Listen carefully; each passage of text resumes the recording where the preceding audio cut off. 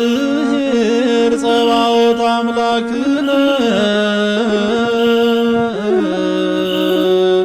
በስመ አብ ወወልድ ወመንፈስ ቅዱስ አሃዱ አምላክ አሜን። ወባሕቱ ይመጽእ መዋዕል አመ ይነስእዎ ለመራዊ እምኔሆሙ ውእተ አሚረ ይጸውሙ። የተወደዳችሁ የእግዚአብሔር ቤተሰቦች፣ የድንግል ማርያም ወዳጆች እንደምን ሰነበታችሁ?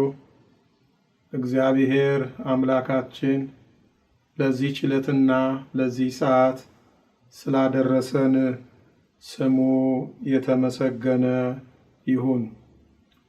እንደ እግዚአብሔር ፈቃድ ዛሬ የምንማረው በማቴዎስ ወንጌል በምዕራፍ 9 ቁጥር 14 ላይ ያለውን ኃይለ ቃል በመያዝ ነው።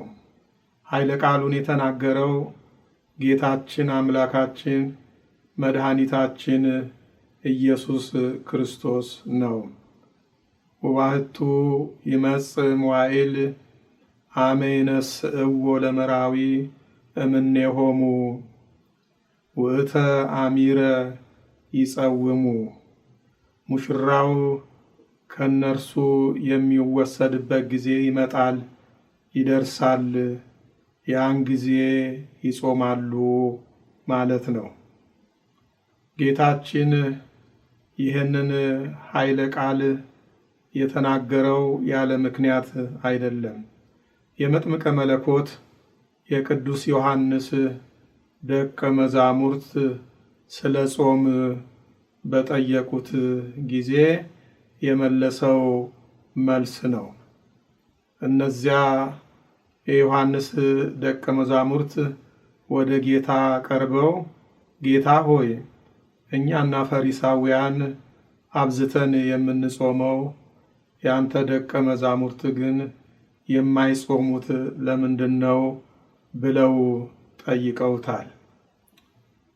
ጌታችን ሲመልስላቸው ሙሽራው ከነርሱ ጋር እያለ ሚዜዎች ሊጾሙ አይችሉም።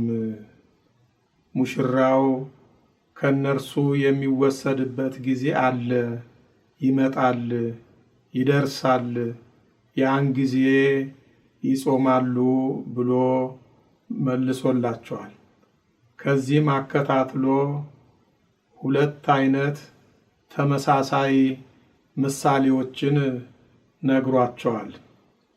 የአዲስ ጨርቅ እራፊ ቁራጭ በተቀደደ አሮጌ ልብስ ላይ የሚጥፍ የሚለጥፍ የሚሰፋ የለም። ምክንያቱም አዲሱ እራፊና አሮጌው ልብስ እርስ በርስ ሲሳሳቡ ልብሱ ይበልጥ ይቀደዳል፣ ይበልጥ ይቦጨቃል። በአሮጌ አቁማዳም አዲስ የወይን ጠጅ የሚያኖር የለም። የወይን ጠጁ በሚፈላበት በሚብላላበት ጊዜ አሮጌውን ስልቻ አሮጌውን አቁማዳ ይቀደዋል፣ ወይኑ ይፈሳል፣ አቁማዳውም ይበላሻል።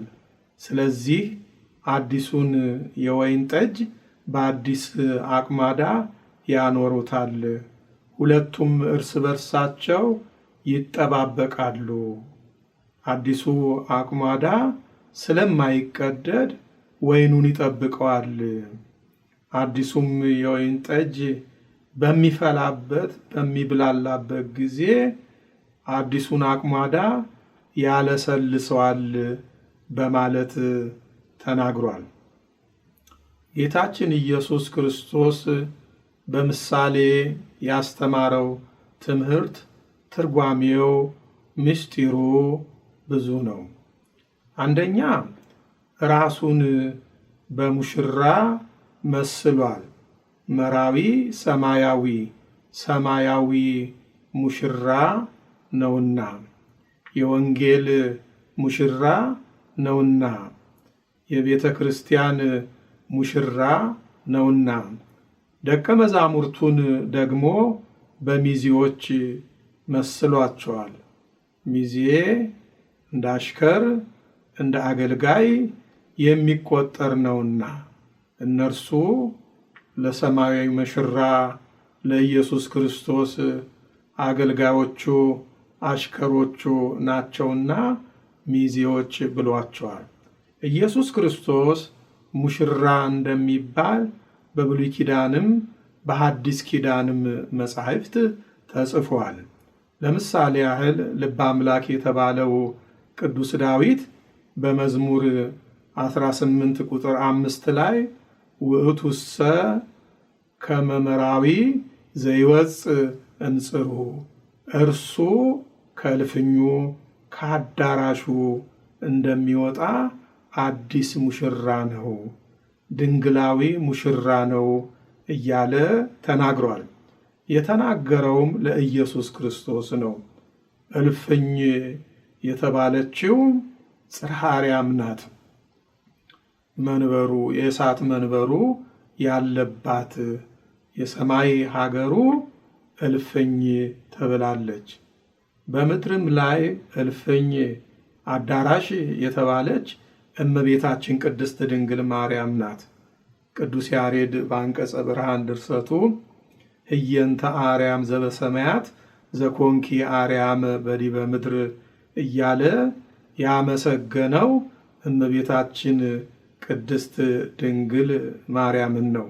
ከእልፍኝ እንደ መውጣት ከአዳራሽ እንደ መውጣት በማህፀኗ አድሮ ከስጋዋ ስጋ ከነፍሷም ነፍስ ነስቶ ያንን ተዋሂዶ ሰው ሆኖ ተወልዷልና ለዓለም ታይቷልና ለዓለም ተገልጧልና እመቤታችንም ንጽሕት አዳራሹ ናት፣ ንጽሕት እልፍኙ ናት ብለን እናምናለን። በአዲስ ኪዳን መግቢያ ላይ ደግሞ ጌታችንን ያጠመቀው መጥምቀ መለኮት ቅዱስ ዮሐንስ ስለ ኢየሱስ ክርስቶስ ሲናገር በዮሐንስ ወንጌል በምዕራፍ 3 ቁጥር 29 ላይ እንደተጻፈው ሙሽራይቱ ያለችው እርሱ ሙሽራ ነው አለ። ቅዱስ ዮሐንስ ሙሽራይቱ ያለው ወንጌልን ነው። ሙሽራይቱ ያለው ቤተ ክርስቲያንን ነው። ሙሽራይቱ ያለው መንግሥተ ሰማያትን ነው። ስለዚህ ሙሽራይቱ ያለው እርሱ ሙሽራ ነው። ቆሞ የሚሰማው ሚዜው በሙሽራው ድምፅ ደስ ይለዋል። ይህ ደስታዬ ዛሬ ተፈጸመ በማለት ተናግሯል። ጌታችን አምላካችን መድኃኒታችን ኢየሱስ ክርስቶስ በምሳሌዎቹ ላይ በአሮጌ ልብስና በአሮጌ አቁማዳ በአሮጌ ስልቻ የመሰለው የደቀ መዛሙርቱን አካል ነው። ጾምን ደግሞ በአዲስ የወይን ጠጅ መስሎታል። እንግዲህ አሮጌና አዲስ አብረው አይሄዱም፣ ይጠፋፋሉ ነው ያለው። የወይን ጠጁም ይፈሳል፣ አቁማዳውም ይበላሻል ነው ያለው ጌታችን። ስለዚህ በደካማ ሕይወታቸው በደካማ አካላቸው ቢጾሙ ጾሙ ይጎዳቸዋል፣ እነርሱም ጾሙን ይጀምሩታል እንጂ አይጨርሱትም ብሏል። ጌታችን ኢየሱስ ክርስቶስ ጾም ፈጽሞ አያስፈልግም አላለም። ደቀ መዛሙርቴ ከኔ ጋር እስከሆኑ ድረስ አይጾሙም አላለም።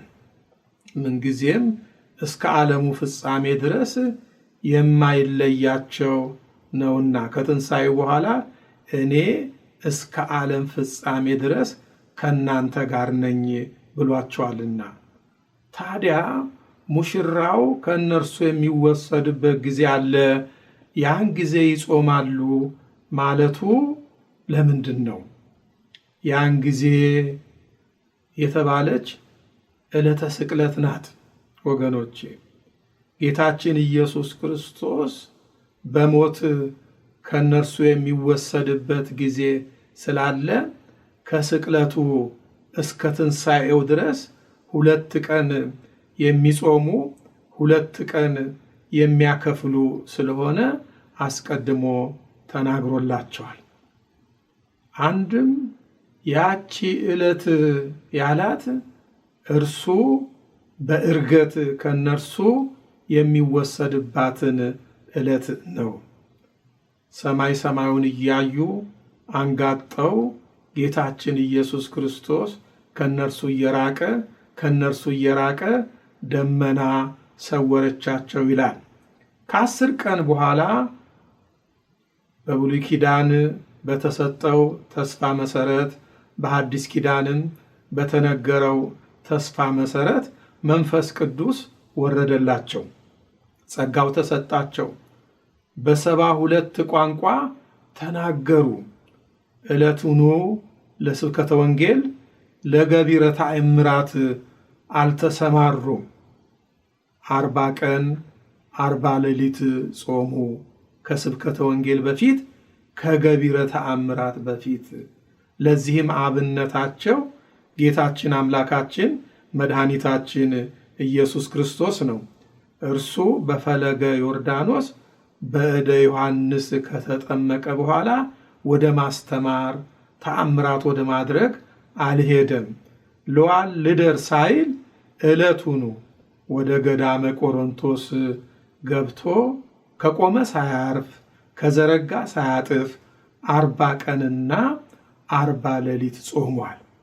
ከዚያ በኋላ ነው ወንጌልን ወደ ማስተማር ተአምራትን ወደ ማድረግ ድህነተ ዓለምን ወደ መፈጸም የሄደው።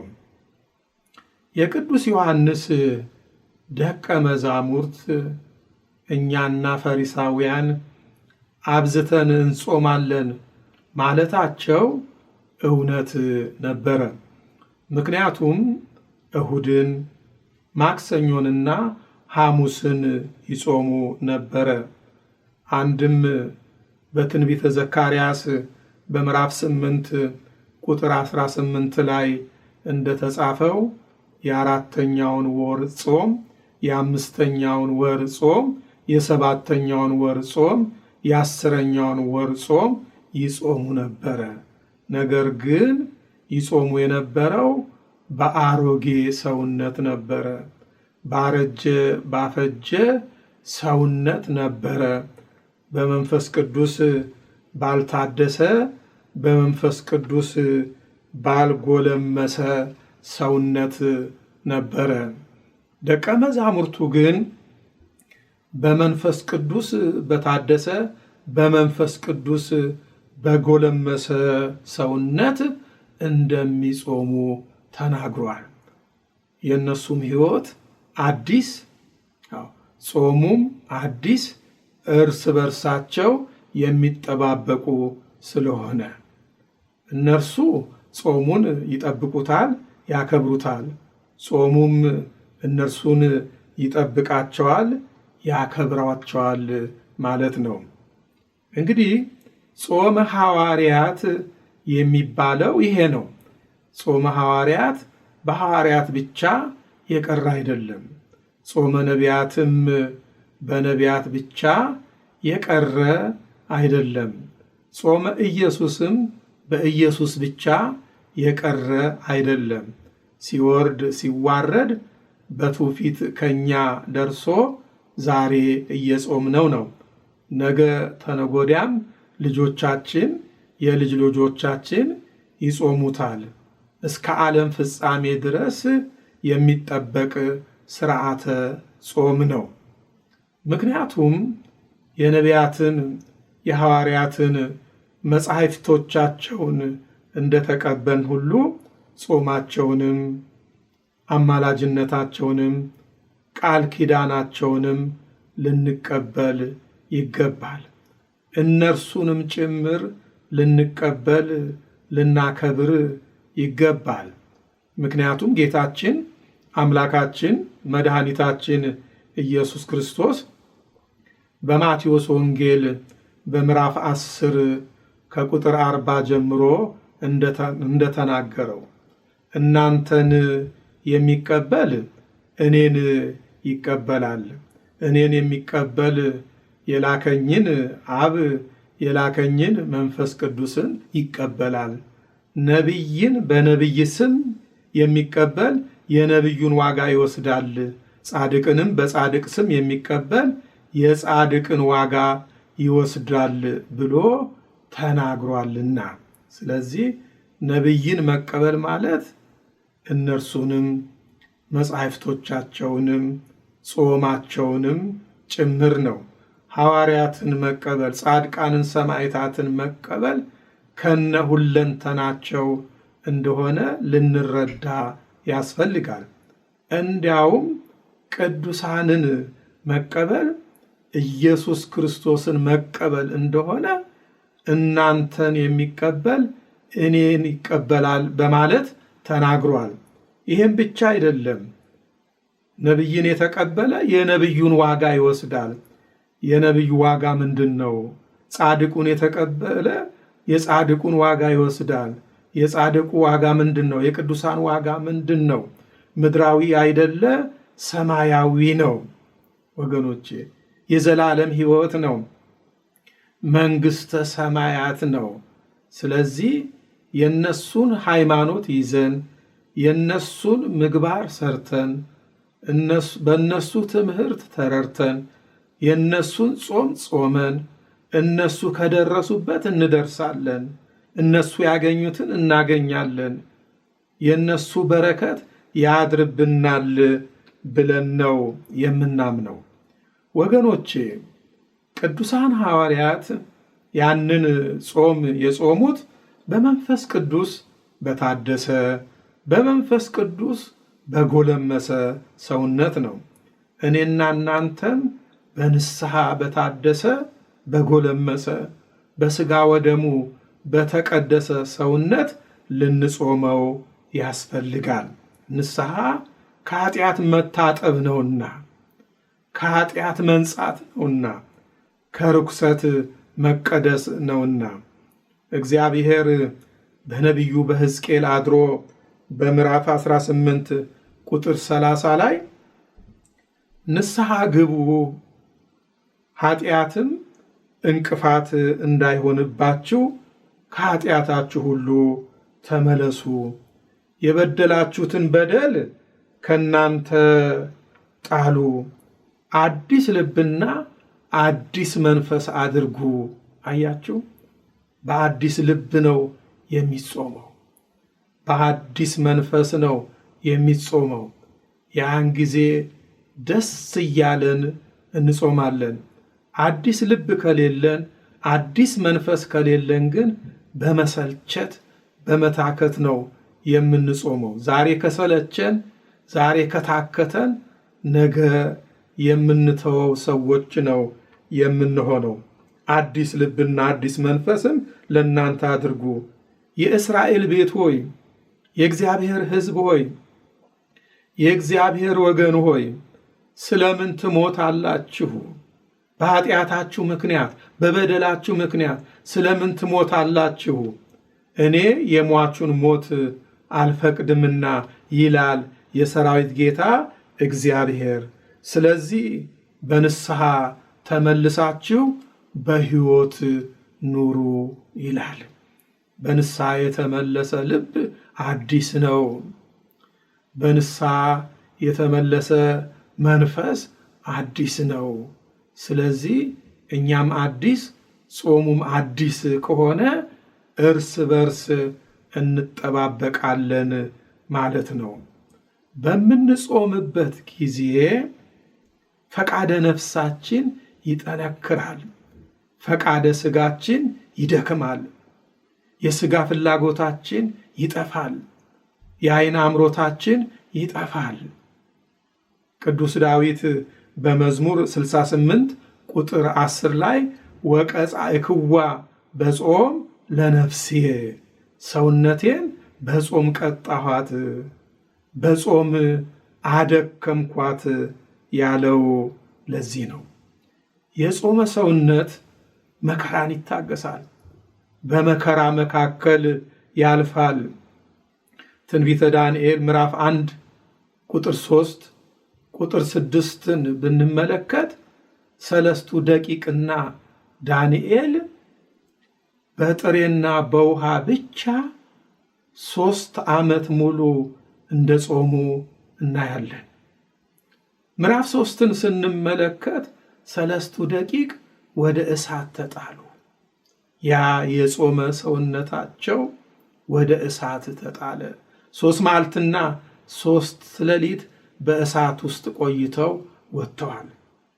ምዕራፍ 6ን ስንመለከት ደግሞ የጾመ የነቢዩ የዳንኤል ሰውነት ወደ አናብስት ጉድጓድ ተጣለ። ከአናብስት ጋር ውሎ አደረ። አናብስት አከበሩት፣ አናብስት ሰገዱለት። ቅዱሳንን የምናከብር እኛ ብቻ አይደለንም። እንስሳቱ፣ አራዊቱ፣ አዋፋቱ ሁሉ ያከብሯቸዋል። አቡነ ገብረ መንፈስ ቅዱስን 60 አናምርት 60 አናብስት እንደተከተሏቸው ታውቃላችሁ። የረገጡትን መሬት እየላሱ እንደ ምግብ እየሆነላቸው። ጻድቁ አቡነ ዜና ማርቆስ አንበሳውን እንደ አጋሰስ ይጭኑት ነበረ፣ እንደ ፈረስ ይጋልቡት ነበረ፣ እንደ በቅሎ ያሰግሩት ነበረ። የጾመ ሰውነት እንዲህ ነው። የጸለየ ሰውነት እንዲህ ነው።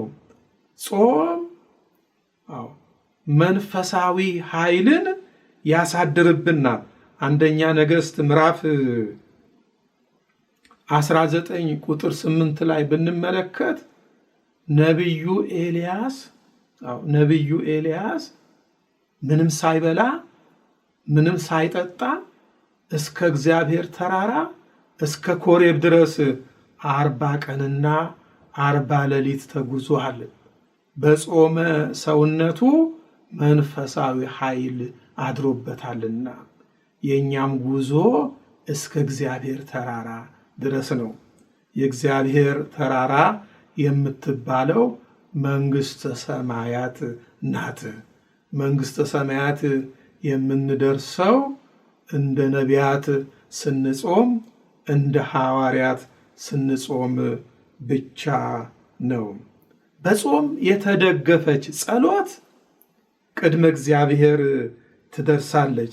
ትንቢተ ዳንኤል ምዕራፍ 10 ቁጥር 12ን ብንመለከት ዳንኤል ለብቻው 3 ሳምንት ሙሉ ጾመ። እንጀራ አልበላም፣ የወይን ጠጅ አልጠጣም፣ ዘይት አልተቀባም። ጾሙ በተፈጸመ ጊዜ የእግዚአብሔር መልአክ ተገለጠለት። ዳንኤል ሆይ አትፍራ፣ ራስህን ሰውነትህን በእግዚአብሔር ፊት ካዋረድክበት ጊዜ ጀምሮ ጸሎትህ ተሰምቷል ብሏል። ይህቺ ጸሎት በጾም የተደገፈች ጸሎት ነበረች። በጾም የተደገፈች ጸሎት ኃይለ አጋንንትን ታደክማለች፣ ወደ ጥልቁ ወደ ሲኦል ታወርዳለች። በማቴዎስ 17 ቁጥር 21 ላይ የጌታ ደቀ መዛሙርት ጌታን ጌታ ሆይ በሽተኛውን ልንፈውሰው ያልቻለው ለምንድን ነው ብለው ጠየቁት። ስለ እምነታችሁ ማነስ ነው። የሰናፍጭ ቅንጣት ያህል እምነት ቢኖራችሁ፣ ነቅ ኑፋቄ ጥርጥር የሌለው እምነት ቢኖራችሁ ይህን ተራራ ከዚህ ተነስተህ ወደዚያ እለፍ ብትሉት ይደረግላችኋል። እንዲህ አይነቱ አብሮ የኖረ ጋኔን፣ አብሮ ያደገ ጋኔን፣ በቁራኝነት ያለ መንፈስ ካልጾሙና ካልጸለዩ በስተቀር አይለቅም ብሏቸዋል።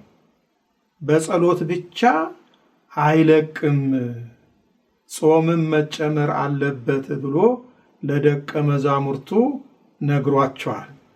ስለዚህ በክርስትና ሕይወት ውስጥ ጾምና ጸሎት የሚለያዩ አይደለም።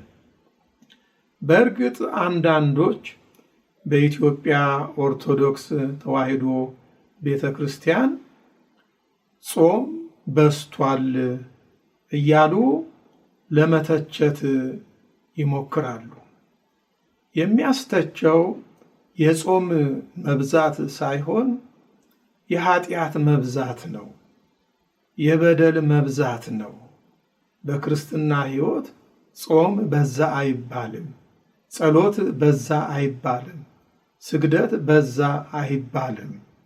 ለምሳሌ ታላቁ ሐዋርያ ቅዱስ ጳውሎስ በሁለተኛ ቆሮንቶስ ምዕራፍ 11 ቁጥር 27 ላይ እንደተጻፈው አብዝቶ በመጾሙ አልከበደውም ነበር፣ አልጨነቀውም ነበር። እንኳን የጾም መብዛት ሊያስጨንቀው የመከራው፣ የስቃዩ፣ የፈተናው፣ የግርፋቱ፣ የእስራቱ መብዛት አንድም ቀን አስጨንቆት አሳስቦት አያውቅም። እርሱን ያስጨንቀው የነበረው የመከራው ብዛት አይደለም፣ የጾሙ መብዛት አይደለም። እርሱን የሚያሳስበው የአብያተ ክርስቲያናት ሁሉ ሐሳብ ነበረ፣ የምዕመናን ሕይወት ነበረ።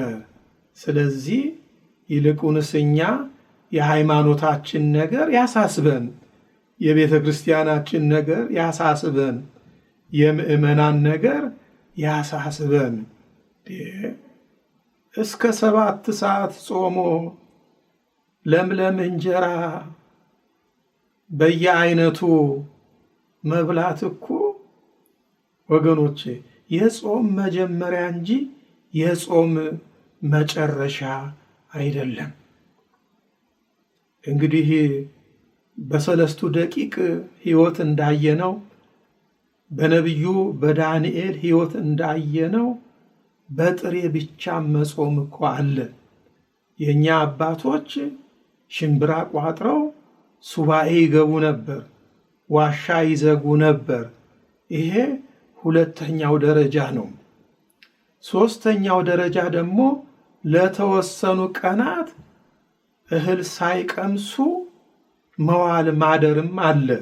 እንደ ሰብአ ነነዌ መቅሰፍት በታዘዘባቸው ጊዜ 3 ቀንና 3 ሌሊት ምንም አልበሉም፣ ምንም አልጠጡም። እንኳን አዋቂዎቹ የ40 ቀን ሕፃናት የ80 ቀን ሕፃናት ጾመዋል፣ አልተጎዱም፣ አልተበደሉም።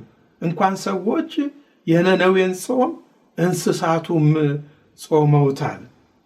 ከዚህም በላይ ወገኖቼ እንደነ ሄኖክ፣ እንደነ ሙሴ፣ እንደነ ኤልያስ፣ እንደነ ዕዝራ፣ እንደነ ሕዝቅኤል፣ እንደነ ኤልያስ 40 ቀንና 40 ሌሊት ምንም ሳይልሱ ምንም ሳይቀምሱ መጾምም አለ። ከዚህም ሁሉ በላይ እስከ ሕይወት ፍጻሜ ድረስ እንደነ አቡነ ገብረ መንፈስ ቅዱስ ምንም ሳይቀምሱ መጾም አለ። ስለዚህ የእኛ ጾም የሚደነቅ ሳይሆን በጣም ትንሽ ነው። በዛ የሚባል ሳይሆን በጣም ትንሽ ነው። የእግዚአብሔር ቸርነት የድንግል ማርያም አማላጅነት አይለየን።